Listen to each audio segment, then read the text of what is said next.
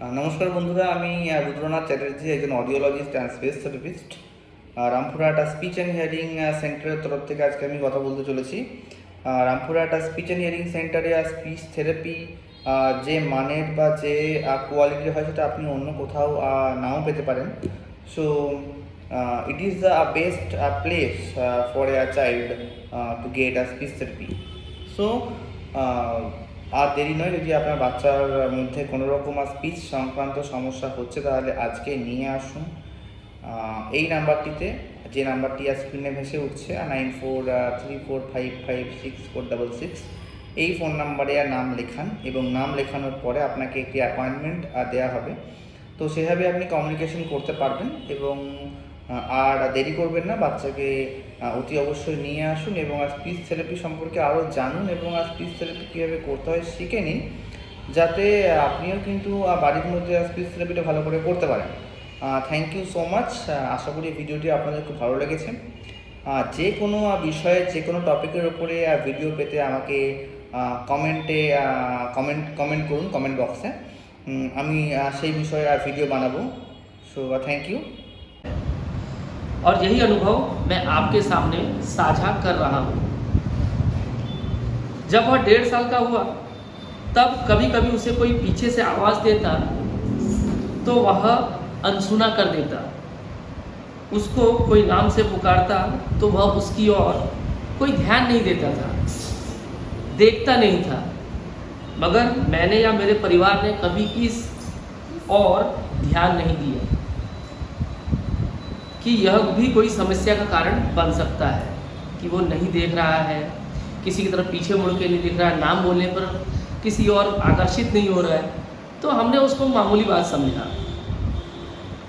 खाना खिलाते समय हम उसे अक्सर मोबाइल में कार्टून दिखाकर खाना खिलाते और लगभग यही आदत उसकी बन गई थी। कभी हमारा इस बार ध्यान नहीं गया कि इसमें कोई समस्या भी हो सकती है, यानी कार्टून देखकर बच्चा खाना खा रहा है तो हमने इसको नॉर्मल बात ही समझा। जब वह 2-2.5 साल का हुआ तो उसका मोबाइल का देखना और ज़्यादा हो गया, यानी हर एक्टिविटी के साथ उसका मोबाइल जुड़ा हुआ होता था। और लगभग 3 साल का होते होते वह मोबाइल के सीखे शब्दों को बोलता और उसी को ही दोहराता। तब भी हमने इस और ध्यान नहीं दिया कि इससे और भी कोई समस्या पैदा हो सकती है, यानी हम बिल्कुल अनजान ही थे और समस्या शुरू हो चुकी थी।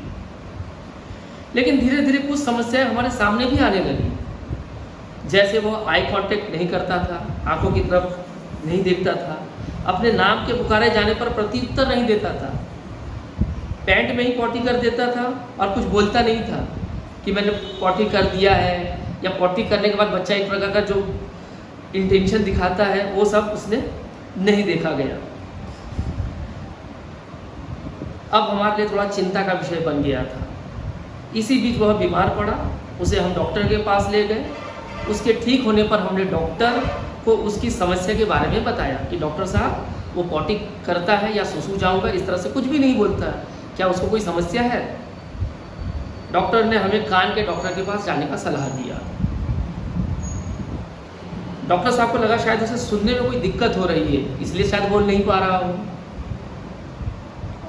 आखिरकार हम रामपुरहाट जाकर हमने कान के डॉक्टर से दर्शित को दिखाया। कान के डॉक्टर ने उसे नाक जांचते हुए सीधा कहा कि यह बहरा नहीं है और हमें एक टेस्ट करवाने के लिए भेज दिया।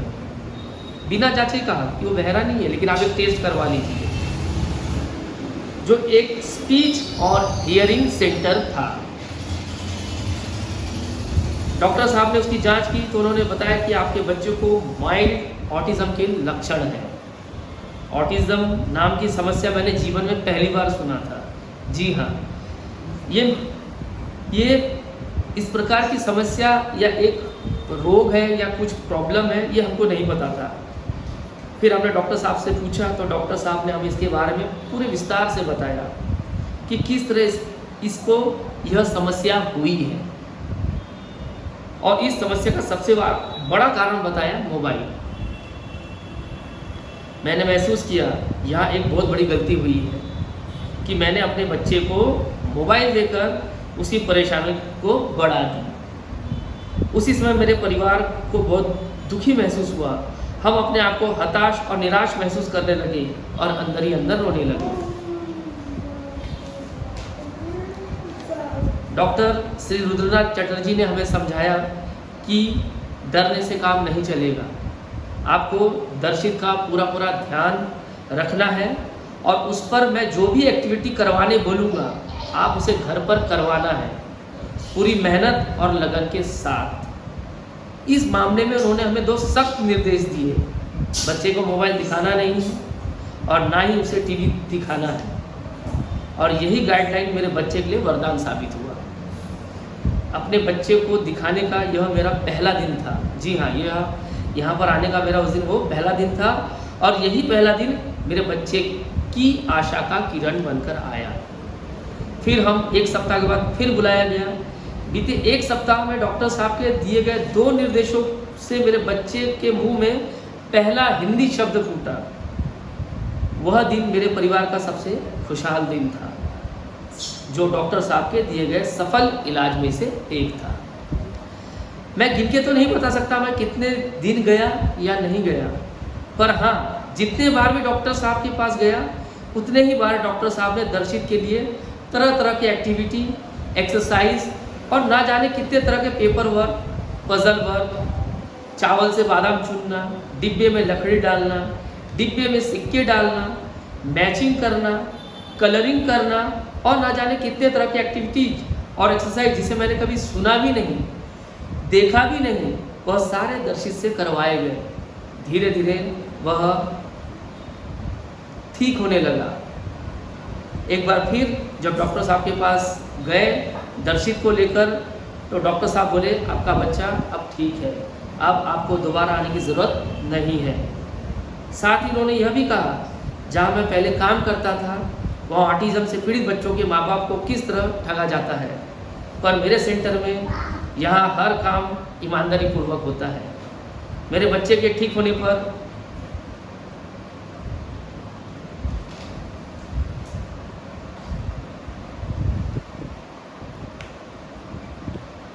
आराम से बोलिए।